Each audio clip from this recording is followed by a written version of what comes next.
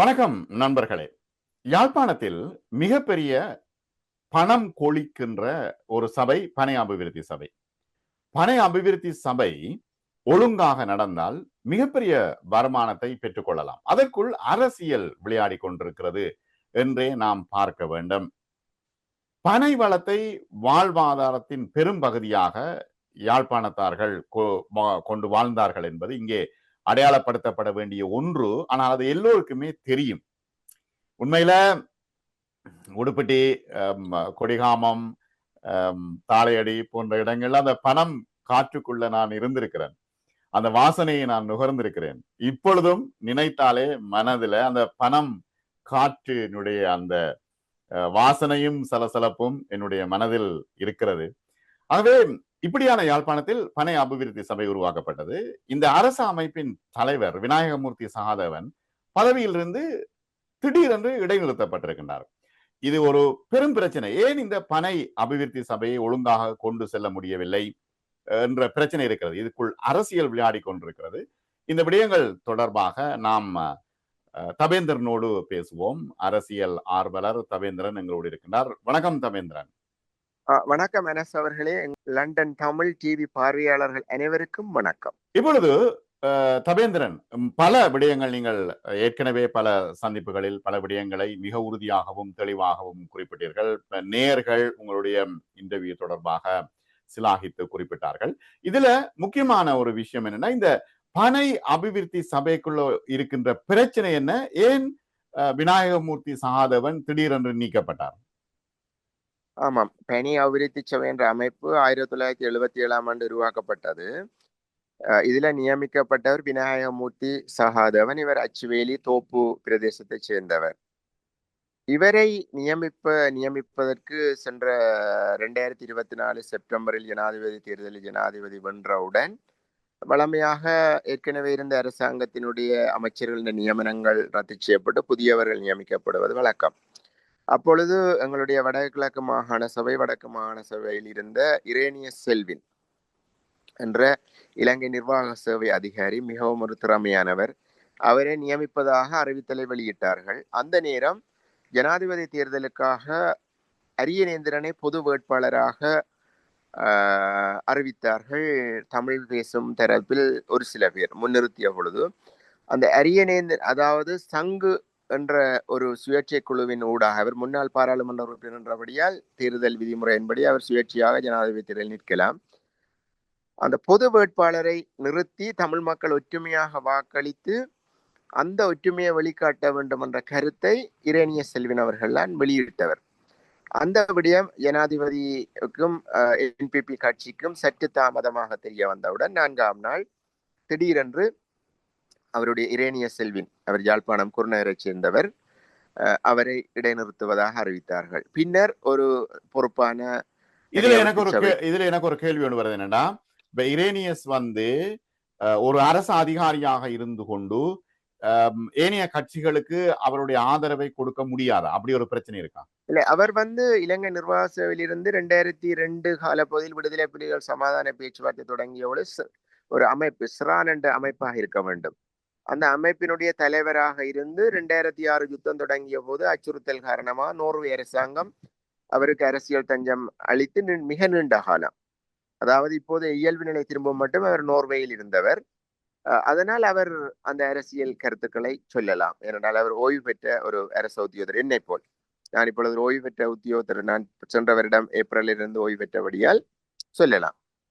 அப்ப அந்த இரேனியஸ் செல்வின் அந்த பொது வேட்பாளர் என்ற கருத்தை விதைத்ததனால் அரசாங்கம் உடனடியாக அவரது நியமனத்தை ரத்து செய்து கொண்டு ஒரு தகுதியான வேட்பாளரை தேடி திரிந்த பொழுது கிடைக்கவில்லை. அவர்கள் போட வேண்டிய நிர்பந்தத்தின் பேரில் விநாயகமூர்த்தி சகாதேவனை நியமித்தார்கள். அவர் அச்சுவேலி தோப்பை சேர்ந்தவர். இந்த பனை அபிவிருத்தி சபை தொடங்கிய காலத்திலிருந்து இன்று வரை வரலாற்றை எடுத்து பார்த்தா, இந்த கோத்தபாய ராஜபக்ச காலத்தில் எந்தவித சம்பந்தமும் இல்லாத ஒரு சிங்களவர் பனை அபிவிருத்தி சபையினுடைய தலைவராக இருந்தவர். மற்றும்படி நடராஜா, பாக்கியநாதன், குஹதாசன், இப்படி மற்றது கி பசுபதி சீவரட்னம், இப்படியாக சொல்லி கொண்டு வந்தால் எல்லோருமே அந்த பனைவளம் அந்த தொழில் பின்னணியில் உள்ள குடும்பங்களில் இருந்து வந்தவர்கள்.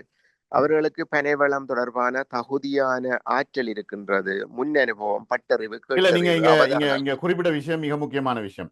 இந்த பனை வளம் தொடர்பான குடும்பங்கள் இருந்து வந்தவர்களுக்கு அந்த ம், விஷயம் தெரியும், ஏனையவர்களுக்கு தெரியாது. ம். ம். ஏனையவர்களுக்கு தெரியாது. அதாவது அச்சுவேலி தோப்பு கிராமத்தை சேர்ந்த எந்த விதத்திலும் சம்பந்தப்படாத விநாயகமூர்த்தி சகாதேவனை நியமித்தார்கள். அவர் தொடர்பாக நிறைய முறைப்பாடுகள் இருக்கின்றன. அவர் விடுதலை புலிகளின் காலத்தில் தமிழீழ பொருண்மைய மேம்பாட்டுக் கழகத்தில் ஒரு உத்தியோகத்தராக இருந்து அந்த லாம்பு லாம்பு சூட்டில் கோழி குஞ்சு முட்டை பிரிக்கின்ற தொழில்நுட்பத்தை கண்டுபிடித்தது அவர். அப்பொழுது மின்சாரம் இல்லை. அந்த அந்த கோழி குஞ்சு பொரிக்கின்ற இயந்திரங்கள் இல்லாத காலத்தில் அவர் செய்தவர் என்று சொல்லி ஒரு வரலாறு இருக்கின்றது. பின்னர் அவர் யுத்தத்தின் பின்னரான காலப்பகுதியில் ஆனந்த சங்கரி தலைமையிலான கட்சியுடன் இணைந்து கொண்டு அரச தரப்புடன், குறிப்பாக இராணுவ புலனாய்வுத்துடன் இணைந்து கொண்டு சில தீய செயல்களை செய்தார் என்ற குற்றச்சாட்டும் இருக்கின்றது. அதை விட 2009 மே கடைசியில், மே 19க்கு பிறகு முற்றுமுழுதாக இடம்பெயர்ந்து எல்லோரும் படிப்படியாக செட்டியுள்ள முகாமில் இருந்த போது வவுனியாவில் அதாவது இடம்பெயர்ந்தவர், வெண்ணிலிருந்து இடம்பெயர்ந்தவர்களுக்கு நீங்கள் மீளக்குடியேறும் போது உங்களுக்கு நஷ்டஈடு தரப்படும் என்று சொல்லி ஒரு தொகை பணத்தை, உதாரணத்துக்கு 5000 என்று வைத்துக் கொள்ளுங்கள். 5000 ரூபாவை 5000 பேருடைய வாங்கினால் எத்தனை லட்சம் பெறும்? அப்படியாக பதிந்து வேண்டினவர் என்று சொல்லியும் குற்றச்சாட்டுகள் உண்டு. எங்களுடைய கௌரவ அமைச்சர் சந்திரசேகரன் ராமலிங்கம் அவர் பதுளை மாவட்டத்தை முற்றுமுழுதாக பின்னணியாக கொண்டவர். அவர் இவரை விஷயம் தெரியாமல் சேர்த்து விட்டார். இவர் தொடர்பான விடயங்கள் மற்றது சபையில் நடவடிக்கையிலும் இவர் ஒரு தொடர்பாக குற்றச்சாட்டுகள் வந்தபோது என்பிபி அரசாங்கம் சிஸ்டம் சேஞ்ச் கிளீன் ஸ்ரீலங்கா என்ற கோஷத்தினூடாக வந்த அரசாங்கத்துக்கு இவரை பதவியிலிருந்து இடைநிறுத்த வேண்டிய தேவை வந்துள்ளது. இடைநிறுத்தி விட்டார்கள். நிரந்தரமாக விலக்கலாக இருக்கும்.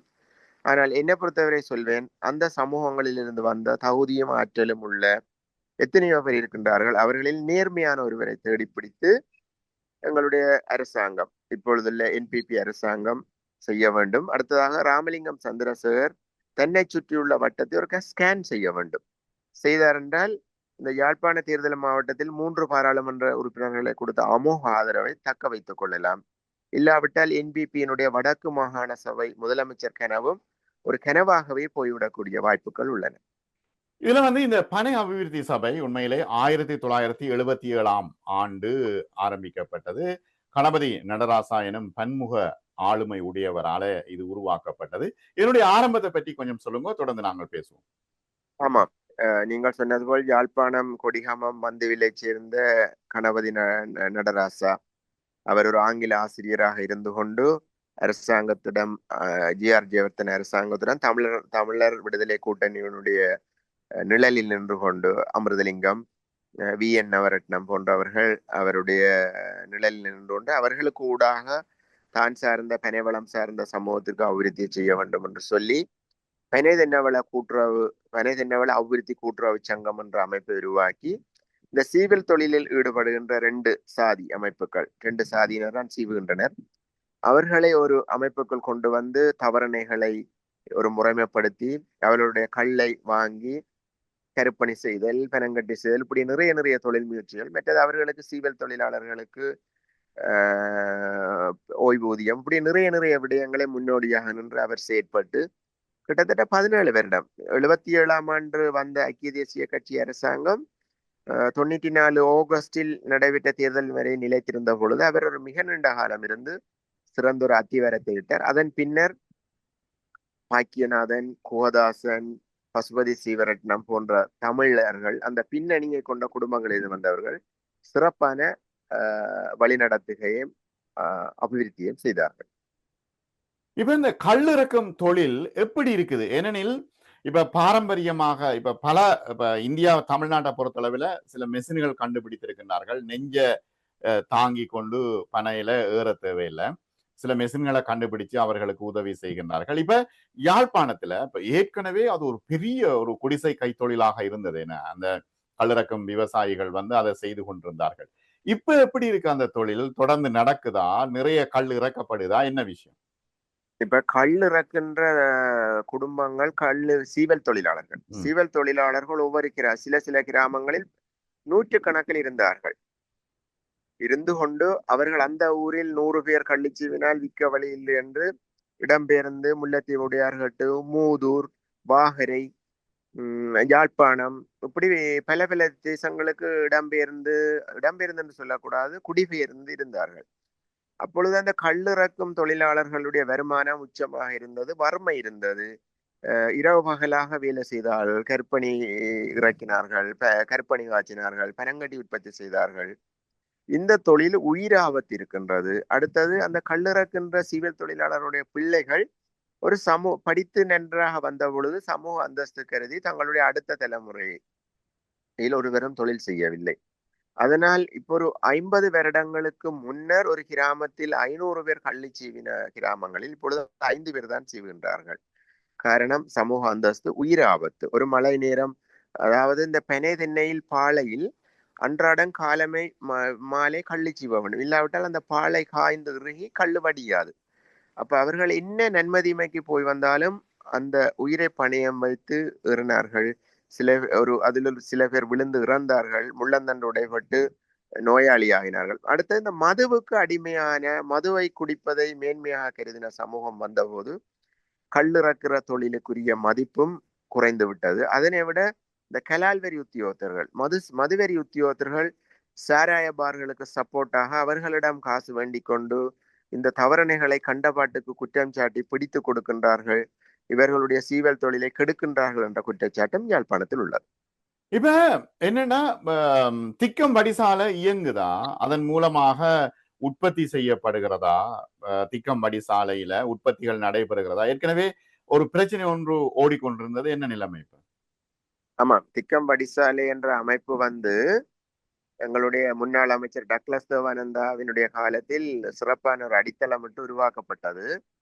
அதற்கு முந்தைய காலங்களிலும் நடராசா, பனியவெழுதி சேவை நடராசா என்ற காலத்தில் இருந்து அவருடைய காலத்திலும் இருந்தது. இந்த வடிசாலை தொடர்பாக எனக்கு பரிபூர்ணமான தகவல் இல்லை. ஆனால் ஒரு விடயம் சொல்லுவேன்.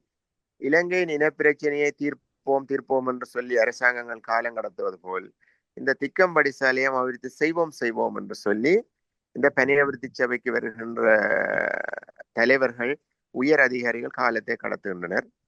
அடுத்தது பார்த்தால் இப்பொழுது நாங்கள் சாராய பார்களில் வேண்டுகின்ற சாராயம் ஒரு செயற்கை முறையிலான ரசாயனங்கள் கலந்தது. திக்கம் வடிசாலையில் உற்பத்தி ஆகினது எங்களுடைய கல்லை காய்ச்சி சாராயமாக்கினார்கள்.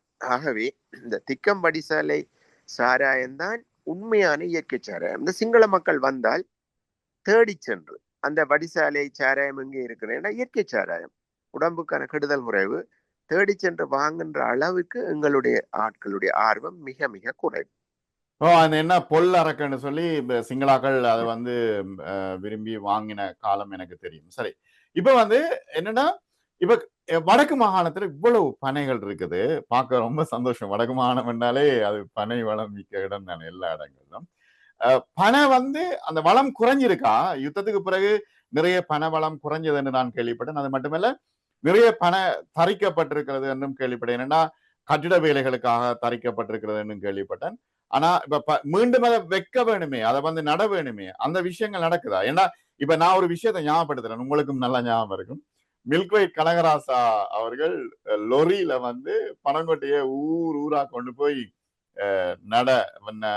நடுவதற்கு ஊக்கம் அளித்துக் கொண்டிருந்தேன். நாங்க என்ன சின்ன பிள்ளையில அந்த பேப்பர் இருக்கு தானே, சவக்கார பேப்பரை கொடுத்து பனங்கொட்டை வாங்கி நட்ட ஞாபகங்கள் இருக்குது. இப்ப பனை மீள நட்டு அபிவிருத்திகள் நடக்குதா, என்ன விஷயம்?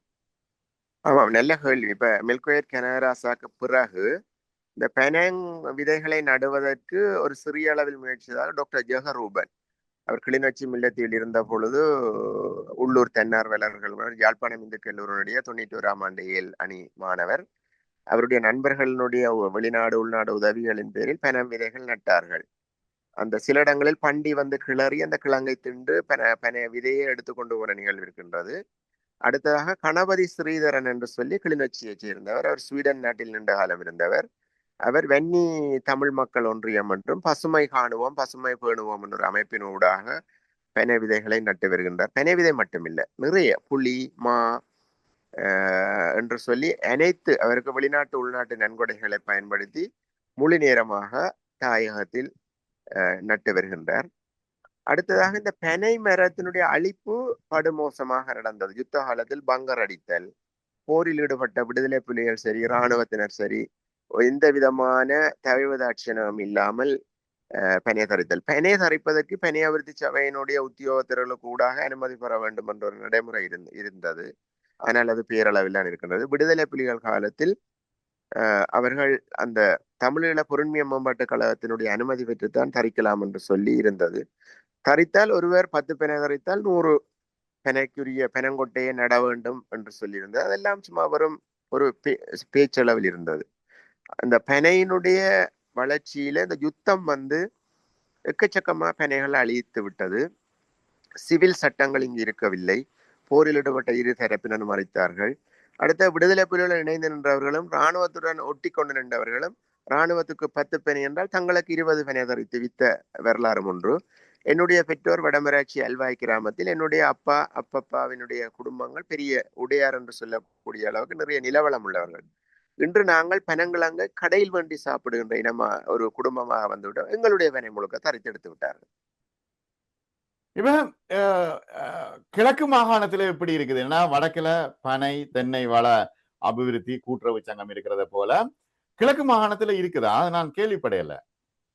கிழக்கு மாகாணம் அதாவது இந்த 77ஆம் ஆண்டு இவர் எங்களுடைய கணபதி நடராசா இப்ப ஆஸ்திரேலியாவில் இருக்கின்றார். அவர் இந்த பனை தென்னவள அபிவிருத்தி கூட்டுறவு சங்கத்தை உருவாக்கிய பொழுது வடக்கில் உள்ள அவர் ஒரு அரசியல் பின்னணியில் நின்றார். அப்பா பிள்ளை அமிர்தலிங்கம், அதற்கு முன் செல்வநாயகம், சாவச்சேரி தொகுதி எம்பி VN நவரத்னம் என்று சொல்லி அந்த அரசியல் பின்னணியை வைத்துக்கொண்டு அவர் பாராளுமன்றத்தில் GR ஜெயவர்தனாவுடைய அரசாங்கத்திடம் சொல்லி ஒரு பனை தென்னவள அபிவிருத்தி கூட்டுறவு சங்கங்களை உருவாக்குற கூட்டுறவு சட்டத்தை உருவாக்கினார். அவர் உருவாக்கிய பொழுது கிழக்கு மாகாணத்தில் நான் வேலை செய்த வெறிகளி சிலம்பெற்ற பிரதேசங்களில் எக்கச்சக்கமான பனைகள் இருக்கின்றன. அதே போல் திருவோணமலையில சம்பூர் மூதூர் பிரதேசங்களிலும் பனை இருக்கின்றன. திருவோணமலை நகரிலிருந்து நிலாவளி கன்னியா போன்ற பொழுது பரோதய நகர், சாம்பல் தீவு, உப்புவழி, அலஸ்தோட்டம், ஆத்திமோட்டை, இலுப்பை கடவை, திரியாய் இந்த இடங்களிலும் நிறைய பனைகள் இருக்கின்றன. அதே போல் திருவோணமலையில கதிரவழி, வாகரை, பால்ச்சேனை, வம்மி வட்டுவான் அந்த இடங்களிலும் கணிசமான பனைகள் இருக்கின்றன. இந்த கிழக்கு மாகாண பாராளுமன்ற உறுப்பினர்கள் தமிழர்கள் நிறைய இருந்தார்கள். அப்பொழுது திருவோணமலையில 2 MP, மூதூர் இரட்டை அங்கத்தவர், திருவோணமலை MP, இஞ்சால் சம்பந்தர் அல்லது ராஜவரோதயம், அங்கால் தங்கத்துறை, இப்படியெல்லாம் இருந்தார்கள். இவர்கள் அங்குள்ள சீவல் தொழிலாளர்களுக்கு இந்த சங்கத்தை உருவாக்குவதற்கு அவர்கள் கோரிக்கை விடுத்த போது இங்கு ஒரு நடராசா போல் அங்கு ஒரு நடராசா இருக்கவில்லை. அதனால் அவர்கள் அனாதைகளாக விடப்பட்டு இப்பொழுது கள்ளுத்தவரணைகளை ஏலம் போட்டு பெரிய தொகை காசை அரசு அதிகாரிகளும் அரசியல்வாதிகளும் பொக்கெட்டில் போட்டு கொண்டு போகின்றார்கள். நான் 2 வருடங்களுக்கு முன்னர் ஒரு கிராம மட்ட செமினார், ஒரு சேத்திரன் இறங்கு செய்வதற்கு போன பொழுது இந்த பனை அபிவிருத்தி தொடர்பாக அங்குள்ள சீவல் தொழிலாளர்கள் என்னை கண்டு குறைப்பட்டார்கள். வடக்கில் இருந்தது போல் கிழக்கில் இருந்த தலைவர்கள் தூர நோக்குடன் செயற்படாமல் தங்களை முதலாளிகளுடன் விட்டு தங்களுக்கு பென்ஷன் இல்லை, ஒழுங்கான வருமானம் இல்லை, கஷ்டப்படுகின்றோம் என்று சொல்லி கவலைப்பட்டார். இப்ப சரி, நிறைவாக இந்த சகாதேவன் அவர்கள் அவரை நியமித்து திரும்ப பதவி விலக்கி ஒரு விமர்சனத்துக்குரிய கட்சியாக NPP மாறிவிட்டதா என்ற கேள்விக்கு என்ன பதில்? ஆமாம், என்னென்றால் இந்த NPP கட்சிக்கு மக்கள் ஏதோ ஒரு உந்துதலில் அமோக ஆதரவை அள்ளி வழங்கினார்கள். எங்களுடைய கௌரவ அமைச்சர் ராமலிங்கம் சந்திரசேகரன் நீண்ட காலமாக JVP NPP என்று சொல்லி யாழ்ப்பாணம் தேர்தல் மாவட்டத்தில் வேட்புமனுவை தாக்கல் செய்து வந்தவர். திடீரென்று ஒரு மக்களுடைய பேராதரவு அலையை அவர் வடிவாக அதாவது பயன்படுத்தி கொள்ள வேண்டும். என்னென்றால் இந்த எழுதுமட்டுவாழ் பிரதேசத்தில் கடந்த உள்ளூராட்சி தேர்தலில் ஒரு ஆண் வேட்பாளர் வட்டார வேட்பாளராக வெற்றி பெற்றார். அதே வட்டாரத்தில் வீதாசாரம் வேட்பாளராக இருந்த பெண் பிள்ளைக்கு பெண் உறுப்பினர் கொடுக்க வேண்டும் என்று சொல்லி வீதாசார நியமனத்தை கொடுத்து விட்டார்கள். அது நேரம் மட்டுவில் சரசாலை போன்ற பெரிய தொகை பிரதேசத்திலும் கணிசமான வாக்குகள். மட்டுவில் வடக்கு வட்டாரத்தில் ஒருவர் 390 வாக்கு எடுத்தவர். அப்ப அவருக்கு அல்லது அந்த இடத்தில் ஒரு பெண் வேட்பாளருக்கு கொடுத்திருந்தால் அந்த பிரதேசங்கள் வளரும், வாக்கு அதாவது அரசியல் ரீதியாக இருப்பு ரீதியாக வளரும். அடுத்ததாக ராமலிங்கம் சந்திரசேகரன் தென்னை சுற்றியுள்ள வட்டத்திற்கு ஸ்கேன் செய்ய வேண்டும். ஏற்கனவே இளங்குமரன் பாராளுமன்ற உறுப்பினர்களுக்கு ஒன்றுமே கதைக்க தெரியாது, இலங்கை செனத்தோ 2,20,000 என்று சொல்லி இப்படி பல அவர் தொடர்பான குற்றச்சாட்டுகளும் அவற்றை காணொலிகளும் ஓடிக்கொண்டிருக்கின்றன. அதுபோல் டாக்டர் பவானந்த ராஜா ஒன்றுமே கதைக்கின்றார் இல்லை, எல்லாத்துக்கும் மௌனமாக இருக்கின்றார். கதைத்து மக்களுடைய பிரச்சனைகளை தீர்ப்பதற்குத்தானே நாங்கள் பாராளுமன்றம் அனுப்பினோம். அதனால்தான் உள்ளூராட்சி சபைகளில் நாங்கள் பெருசாக போடவில்லை. மாகாண சபைகளை இலக்கு வைத்த என்பிபி நகரமாக இருந்தால் தன்னை மறுசீரமைப்பு செய்ய வேண்டும்.